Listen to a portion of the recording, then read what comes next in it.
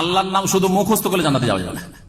আল্লাহর নাম যদি আয়ত্ত করে, হাদিস আছে ইন্না লিল্লাহি তিসআতান ওয়া তিসঈনা ইসমান মিআতান ইল্লা ওয়াহিদা মান আহসাহা দাখালাল জান্নাহ। সহিহ বুখারীর হাদিস। নবী কারীম সাল্লাল্লাহু আলাইহি ওয়াসাল্লাম বলছেন যে আল্লাহর কতটি নাম রয়েছে? 100তে 1 কম 99টি নাম রয়েছে। মান আহসাহা, আহসা মানে হাফেজানা, হাফেজা মানে হেফজ করা, মুখস্থ করা। যদি হাফেজা বলতেন তো বলছে আল্লাহ 99টা আপনি মুখস্থ করলে জান্নাতে যাওয়া যাবে। হাফেজা তো বলেননি। নবী সাল্লাল্লাহু আলাইহি ওয়াসাল্লাম জানতেন না হাফেজা শব্দটি?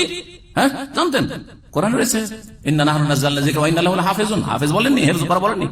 মান আহসা, আহসা মানে আয়ত্তে করা, যে নিজের আয়ত্তে রাখবে। এই আয়ত্ত রাখা কি? আয়ত্ত রাখা 1 নম্বর। নামগুলি জানেন যে এগুলো আল্লাহর নাম, সিরিয়ালি 99টা মুখস্থ করতে হবে জরুরি নয়, কিন্তু আপনার সামনে আসলে আপনি বুঝতে পারেন এটা আল্লাহর নাম। কার নাম এটা? আল্লাহর নাম। জি এহসাস, আয়ত্ত রাখা। এর অর্থ বুঝা, রহমান মানে কি, রাজ্জাক মানে কি, আর গাফফার মানে কি, বোঝা গেছে না? আর করিম মানে কি, মান্নান মানে কি জানা, অর্থ বুঝলেন। তারপরে সেগুলির মাধ্যমে দোয়া করা, সেগুলির মাধ্যমে কি করা? দোয়া করা। সেগুলির বাস্তবায়ন করা, সেগুলি কি করা? বাস্তবায়ন করা। 4টি কথা বললাম। আয়াত এই নামগুলো কি কি করা? জানা যে এগুলি আল্লাহর নাম, এগুলো কি আল্লাহর নাম, এর অর্থ জানা। তারপরে এগুলির প্রতি আমল করা, আর এগুলির মাধ্যমে দোয়া করা। এগুলির প্রতি আমল করাটা কেমন করা হবে? দোয়া করা তো বুঝলাম, হ্যাঁ, ইয়া আল্লাহ, যেমন আল্লাহুম্মা গফিরলি বলছি না, হ্যাঁ, হে গফফার তুমি মাফ করো, হে রাজ্জাক তুমি রিজিক দান করো, হে রহমান তুমি রহম করো, তাই না? ইয়া শাফি তুমি শিফা দান করো। ঠিক আছে, এটা হচ্ছে দোয়া করা। আমল করা, হ্যাঁ, আমল করা। এই নামগুলির যে অর্থ রয়েছে সেই অর্থ অনুযায়ী আপনার জীবনটা গড়বেন, এটা হচ্ছে আমল করা, কাজে পরিণত করা। আল্লাহর নাম হচ্ছে বসির। আল্লাহর নাম কি? বসির মানে কি? সর্বদ্রষ্টা, যিনি সবকিছু দেখেন। আল্লাহ সবকিছু দেখছেন, সুতরাং আল্লাহর সামনে আমি কি করে গুনাহ করতে পারি?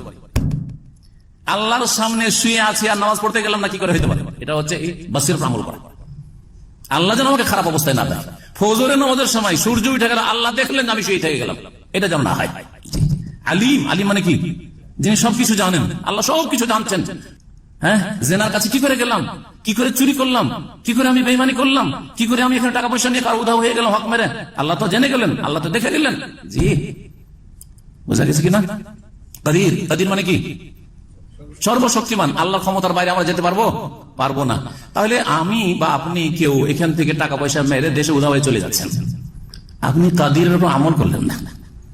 আমি ধরা খেলাম না এখানে প্রশাসনের কাছে, যার টাকা মেরে পালালাম সেও ধরতে পারলো না, কিন্তু কাদির সর্বশক্তিমান আল্লাহ রাব্বুল আলামিন, তার ক্ষমতার কুদরতের বাইরে আমি বাংলাদেশ কেন মাটির তলায় ঢুকে গেল, আল্লাহ বের করে নিয়ে আসবেন। আসবেন আসবেন না?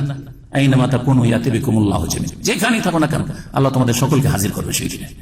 এগুলো হচ্ছে কি করা? আমল করা। এর মাধ্যমে জিন্দেগি সুন্দর হবে। তাহলে এই 4টি কথা মনে রাখবেন। কে বলতে পারেন?